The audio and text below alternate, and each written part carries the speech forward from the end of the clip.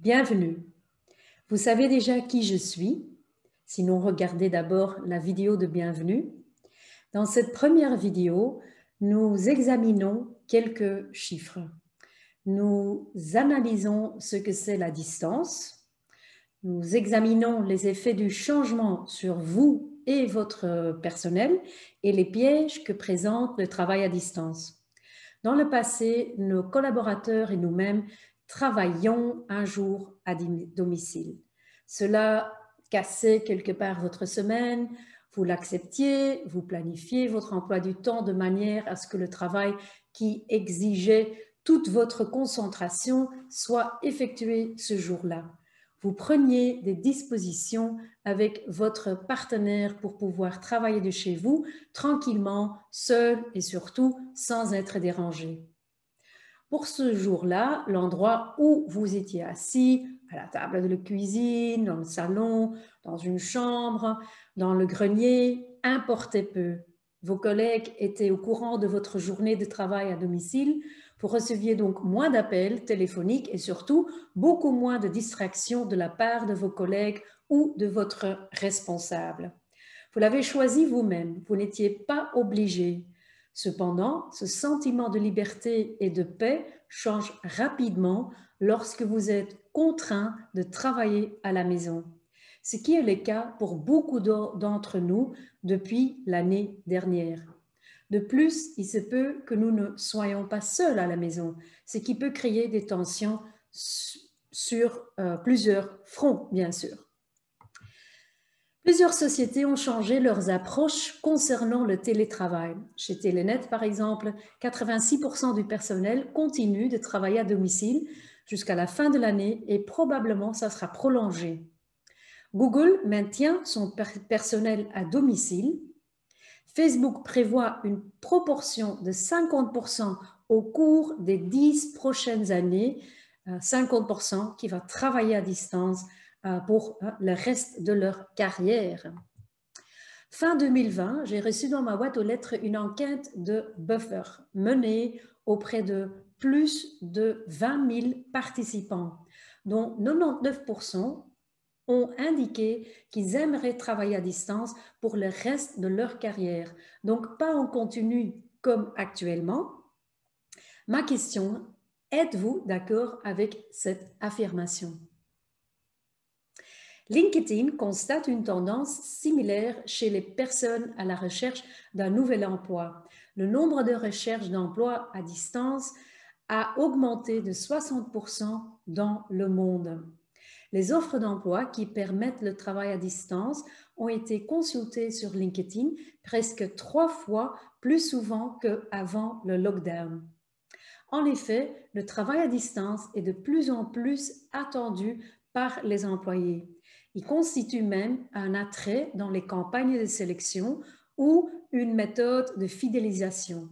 Bien sûr, chaque situation est différente et chaque employé a des besoins différents. Il ne faut pas oublier non plus le groupe d'employés qui ne sont que trop heureux de revenir au bureau pour toutes sortes de raisons. Les employés avec des jeunes enfants, célibataires, ceux qui ont besoin de contacts sociaux au travail, qui doivent travailler dans de petits espaces ou qui ont besoin de la pression sociale d'un bureau avec des normes. Ils vivent le travail à distance à 100% comme une punition. Le travail à distance est là pour rester. Par conséquent, pas à 100%, bien qu'il y ait déjà des entreprises qui le choisissent, mais certainement dans un format mixte, entre guillemets, et surtout en attendant que les employés puissent le choisir eux-mêmes, que ce soit une option et non une obligation. La liberté de choix, de déterminer où vous faites quoi et quand, et peut-être aussi comment. En tant que manager, nous devons donc anticiper la demande et tout faire pour qu'elle se concrétise. Cela implique que vous devez être capable de superviser avec succès cette nouvelle façon de travailler. Pour ce faire, il est important d'avoir une idée de ce à quoi vous êtes confronté, ce qui vous dérange dans la gestion à distance. Si tout va bien, vous avez déjà effectué l'autodiagnostic avant de regarder cette vidéo. Si vous ne l'avez pas fait, mettez l'enregistrement en pause afin de pouvoir le faire rapidement. Vous trouvez le lien dans votre cahier de travail ou d'exercice. Sur cette diapositive, je donne un exemple des différentes questions que je reçois lorsque j'ouvre un atelier sur la gestion à distance. Tous les managers ne rencontrent pas les mêmes choses, ce qui est logique car nous sommes tous différents. Même si nous avons les mêmes rôles, la manière dont nous lui donnons forme dépend de nos expériences, de notre personnalité, de notre éducation et même de notre façon de penser. Je vais vous répondre à toutes ces questions et à tous ces thèmes dans ce parcours d'apprentissage. Dans cette vidéo, nous faisons un zoom sur les pièges, aussi bien les pièges liés à la distance que ceux liés à ma façon de la concevoir. Mais d'abord, considérons ce que c'est la distance. Mais que signifie l'expression à distance? Wikipédia nous en donne la définition suivante. Une équipe virtuelle est constituée de 2 ou plusieurs personnes qui travaillent ensemble de manière interactive pour atteindre des objectifs communs, alors qu'au moins un membre de l'équipe travaille dans un lieu, une organisation ou un temps différent, de sorte que la communication et la coordination reposent principalement sur des moyens de communication électronique. Ainsi, 2 caractéristiques importantes sont la distance géographique entre les membres de l'équipe et la communication par la technologie. La distance est une chose que l'on obtient rapidement. Par exemple, si vous passez toute la journée à aller d'un rendez-vous à un autre, votre équipe peut ressentir un sentiment de distance, même si vos bureaux sont à côté l'un de l'autre. Ou bien vous êtes dans le même bâtiment, mais vous êtes dans un bureau d'angle et votre équipe est de l'autre côté ou même à un autre étage. Peut-être que cela rappelle quelque chose à certains d'entre vous et que vous commencez à réaliser que vous êtes dans une situation de distance depuis un certain temps déjà. Covid n'a fait que la renforcer ou la rendre plus consciente et plus aiguë.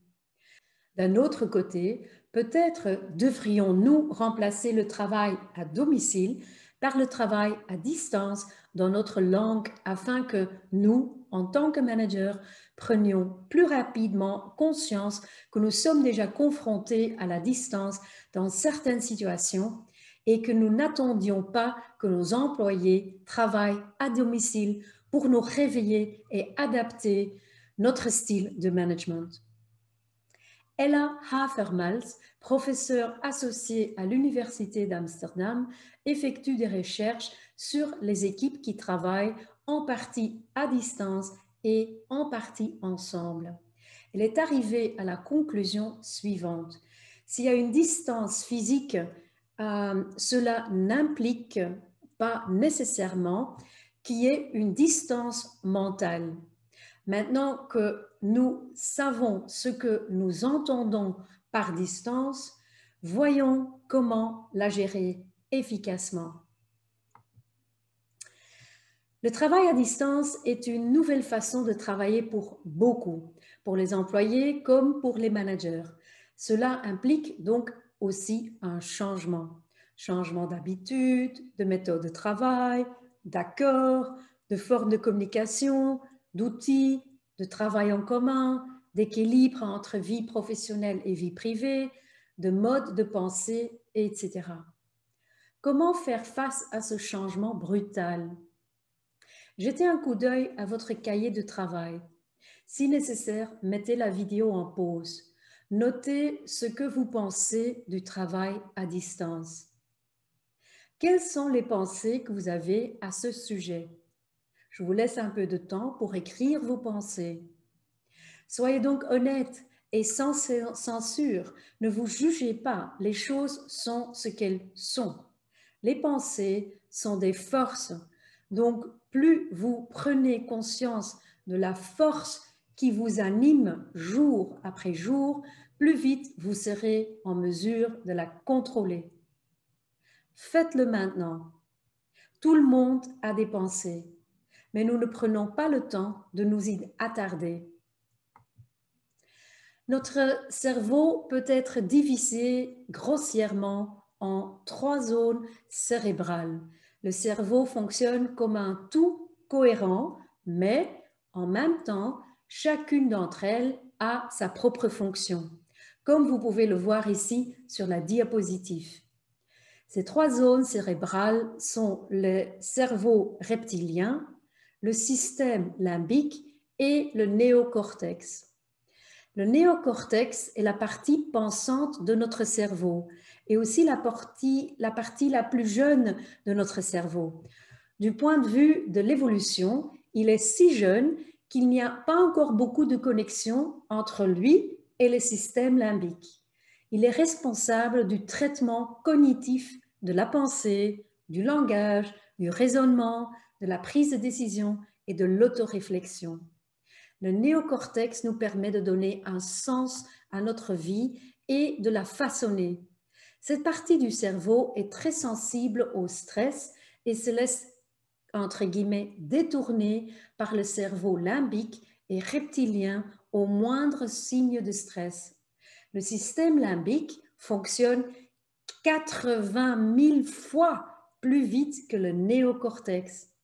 En raison du peu de câblage, le néocortex ne peut pas faire face aux forces du système limbique et n'a donc que peu ou pas de contrôle à ce moment-là. À ce moment-là, la pensée n'a que peu ou pas d'influence. Le cerveau limbique est la partie où nos émotions sont générées. Il nous permet d'éprouver des émotions, de nous impliquer socialement, de nous attacher et de qualifier les expériences passées de sans danger ou dangereuses.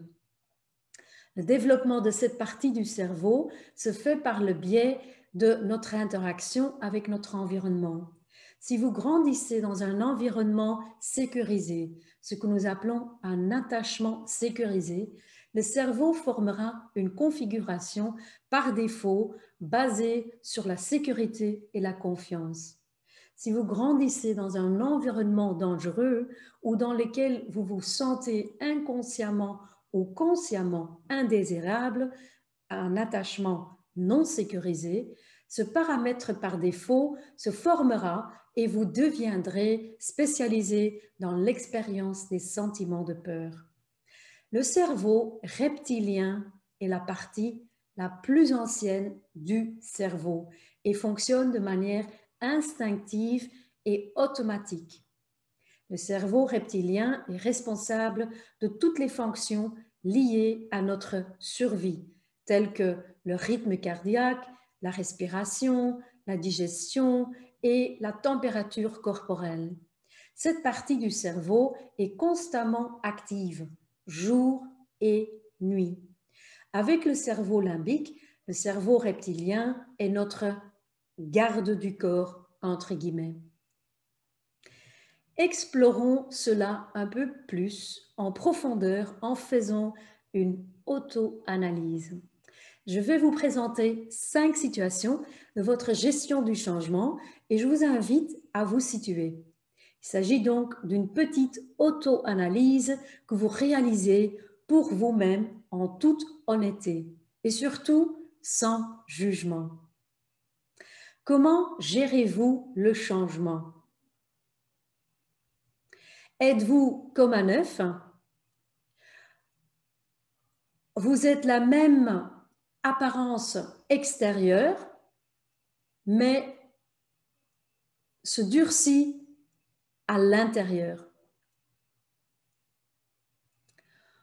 Ou êtes-vous comme une carotte? Vous devenez tout tendre et faites tout ce que l'eau chaude attend de vous. Ou êtes-vous comme un grain de café? Vous changez la situation de l'eau chaude et lui donnez votre couleur et votre saveur, votre goût. Ou êtes-vous plutôt comme un glaçon? Vous faites tout ce que vous pouvez pour refroidir l'eau chaude. Ou bien vous êtes comme un rocher. Vous vous enfoncez dans le fond, le changement se produit autour de vous et vous refusez de l'accepter. Ou vous voyez sans jugement. Vous ne pouvez pas le contrôler, mais il est important d'en prendre conscience.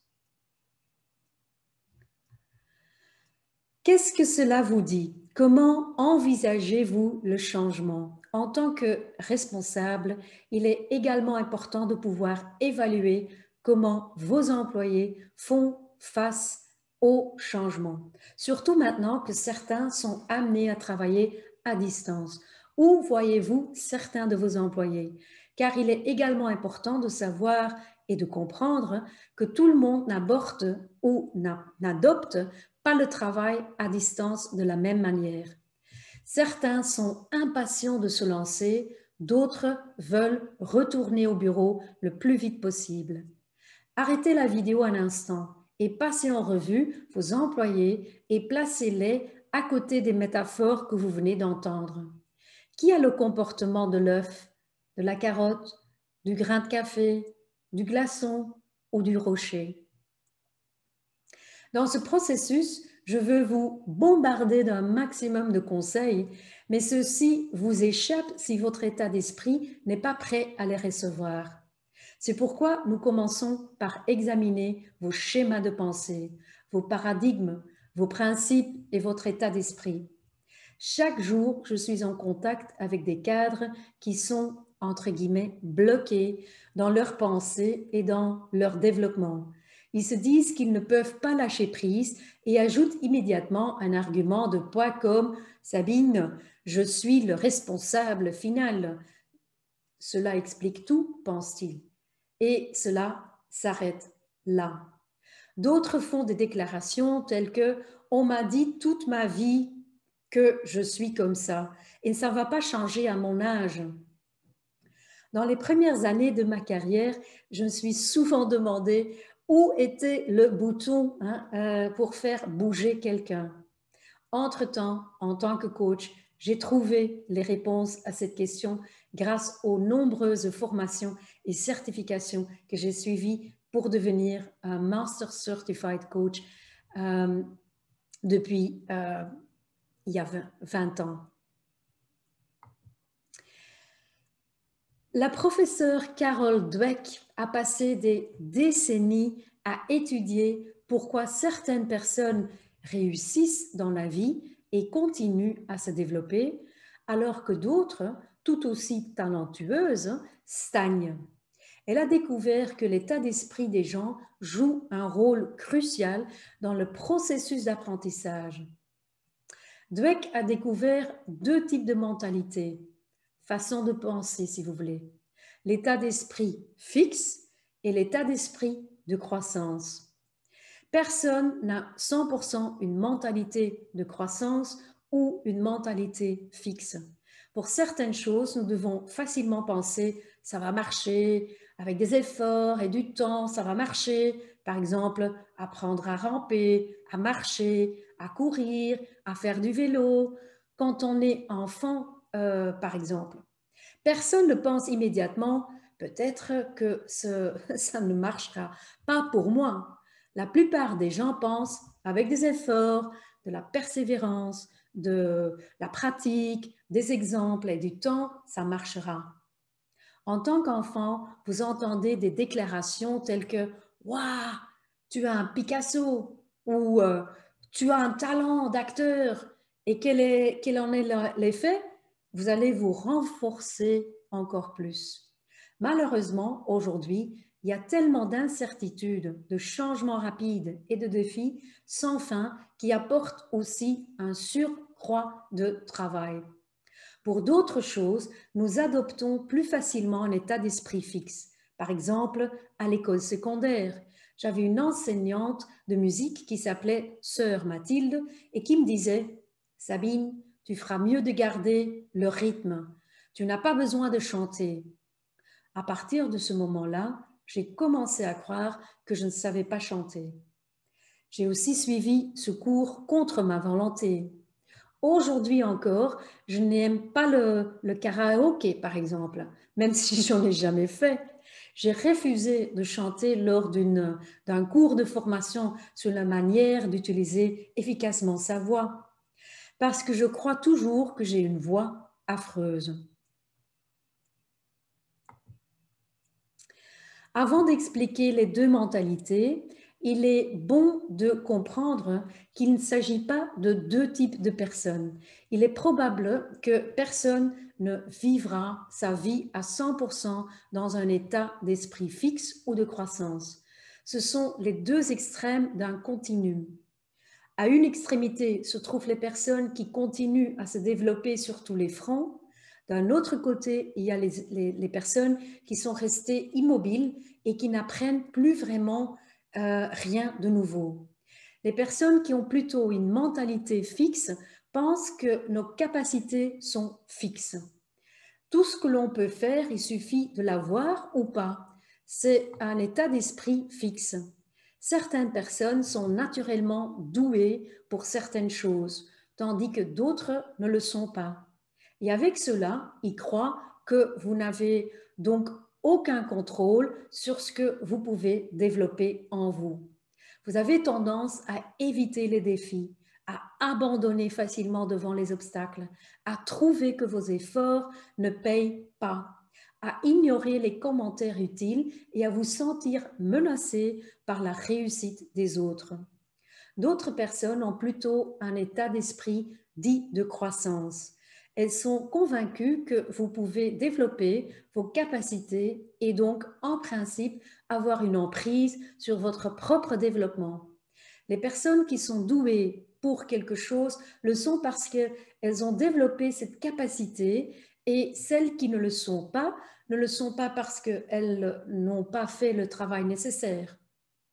En bref, les personnes ayant une attitude de croissance croient que vous avez le contrôle de votre développement. Vous acceptez les défis, vous persévérez face à l'adversité, vous croyez que l'effort est payant, vous considérez le feedback comme le petit déjeuner des champions et la réussite des autres est une source d'inspiration. L'idée de base est donc que les personnes ayant une mentalité fixe croient que vous êtes né avec certaines capacités ou compétences et que les personnes ayant une mentalité de croissance sont convaincues que vous pouvez y travailler et évoluer. Quel état d'esprit utilisez-vous lorsqu'il s'agit de leadership et de travail à distance? L'esprit de croissance ou l'esprit fixe? Selon vous, quel état d'esprit vos collaborateurs utilisent-ils en matière de travail à distance?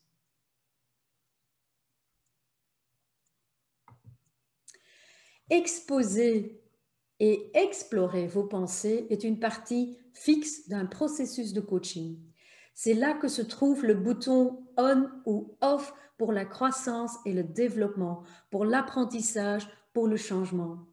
Ce n'est pas une quête facile à faire tout seul.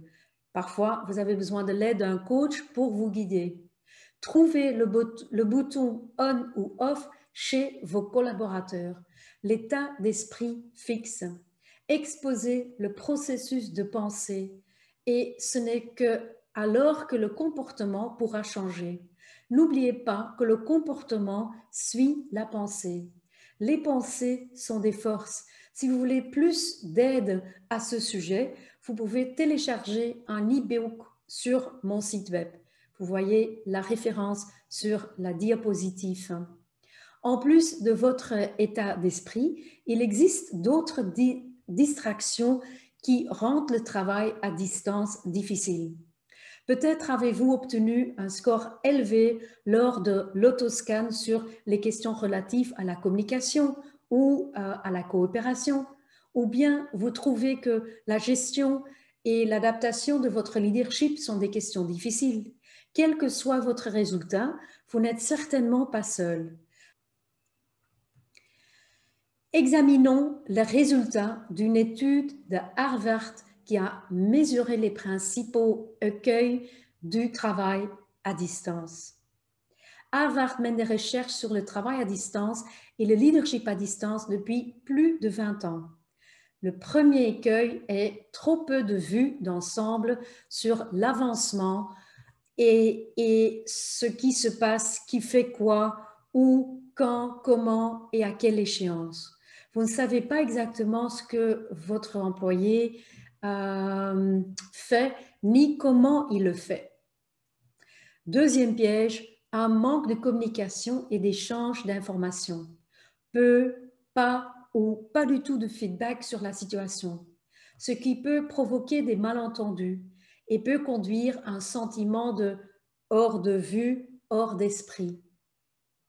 Troisième piège, le manque de soutien, de reconnaissance, de clarté sur les objectifs et les perspectives d'avenir, le sentiment d'isolement, tout cela conduit à un sentiment de démotivation.